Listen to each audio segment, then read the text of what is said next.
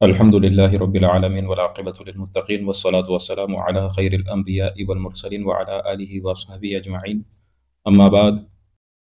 دیکھنے والے تمام ناظرین، مجھے آج کی تاریخ میں ایک کال آتی ہے اسپین سے۔ ایک بھائی تھے جو سوال پوچھ رہے تھے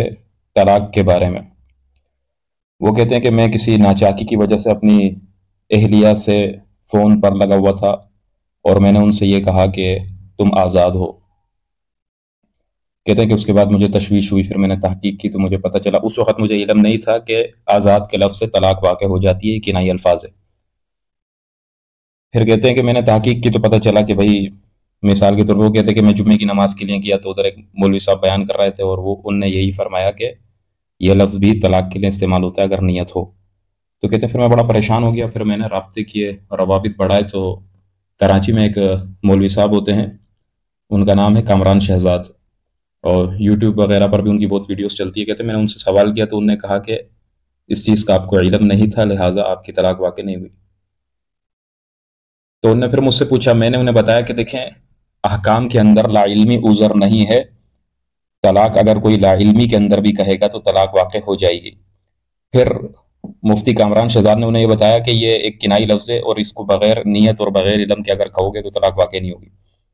تو میں یہ عرض کرنا چاہتا ہوں کہ جو لفظ آزاد ہے، اس کو علماء نے کہا ہے کہ اس کی کثرت استعمال کی وجہ سے اب یہ کنائی نہیں رہا بلکہ یہ صریح کی طرح ہو گیا ہے۔ اب یہ وقوع کے اعتبار سے صریح ہے، لیکن اس میں اور صریح طلاق میں یہ فرق ہے کہ صریح الفاظ سے جو طلاق دی جاتی ہے وہ رجعی ہوتی ہے، یہ صریح تو ہے لیکن اس سے جو حکم صادر ہوگا وہ کنائی کا صادر ہوگا، یعنی کہ طلاق بائن واقع ہوگی۔ تو میں نے انہیں بتایا کہ آپ کی جو طلاق تھی وہ ایک واقع ہو گئی اور اب 2 طلاقوں کا حق آپ کے پاس ہے، دوبارہ سے نیا نکاح نئے گواہوں کے ساتھ، نئے مہر کے ساتھ دوبارہ سے نکاح کر لیں وغیرہ۔ تو انہیں مسئلہ بتا دیا۔ پھر انہوں نے پوچھا کہ میں نے متعدد بار کہا، تو میں نے کہا کہ وہ والا قاعدہ جو ہے کہ بائن کے ساتھ ملحق نہیں ہوتی، تو اس کے تحت بتایا کہ ایک ہی طلاق واقع ہوئی ہے۔ خیر، لیکن ایک بات بتانے کے لیے ویڈیو بنا رہا ہوں کہ ایسے لوگ جو حادثاتی طور پر مشہور ہو جاتے ہیں، جن کا کوئی علمی بیک گراؤنڈ نہیں ہوتا، یہ صاحب جو ہیں مفتی کامران شہزاد، ان کا نہیں پتہ کہ کس دارالفتاء سے پڑھے ہیں، کہاں سے انہیں علم حاصل کیا ہے، کون سی ان کے پاس سند ہے۔ مجھے یہ بھی نہیں پتہ کہ یہ کون سے مسلک سے تعلق رکھتے ہیں، کیونکہ وہ انجینئر کی بولی بھی بول رہے ہوتے ہیں، غامدی کی بولی بھی بول رہے ہوتے ہیں، ساحل ادیم کو بھی خوش کر رہے ہوتے ہیں۔ مطلب ان کا مسلک یوٹیوب ہے کہ یوٹیوب پر جس کی طرف سے زیادہ ویوز آئیں گے، جن کی حمایت کرنے سے میں ان کی حمایت کروں گا۔ خیر، وہ کسی بھی مسلک سے تعلق رکھتے ہوں، لیکن بات مسلک نہیں ہے، بات شخص کی ہوتی ہے کہ ایک شخص جب غلط بات کر رہا ہے تو اس کی غلطی کو ہائی لائٹ کر کے اجاگر کرنا چاہیے اور لوگوں کو بتانا چاہیے کہ یہ آدمی دین کے معاملے میں دیانتدار نہیں ہے، لہٰذا اس سے رابطہ نہیں کرنا چاہیے اور اس سے مسائل نہیں معلوم کرنے چاہیے۔ دیکھیں، علامہ شامی رحمۃ اللہ علیہ مسئلہ بیان کرتے ہیں کہ کوئی شخص اگر اپنی بیوی کو حیض کی حالت میں طلاق دے دے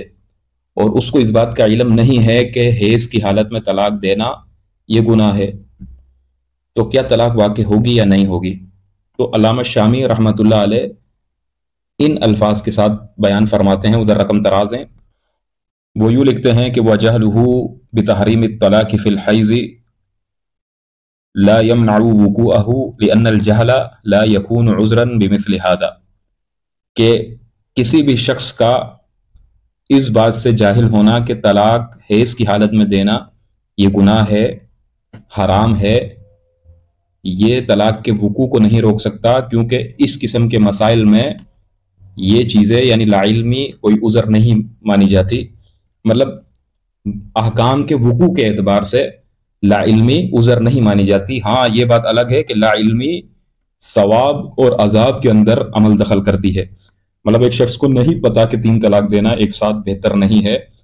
اس کو ناپسند کیا گیا ہے، حیض کی حالت میں طلاق دینا یہ ناپسند ہے، اور گناہگار ہوتا ہے آدمی، کسی کو علم نہیں اور وہ کر دیتا ہے، تو طلاق تو ہو جائے گی لیکن وہ گناہگار نہیں ہوگا۔ تو طلاق تو ہو جاتی ہے، چاہے علم کے ساتھ دے یا بے علمی میں دے، طلاق واقع ہو جاتی ہے۔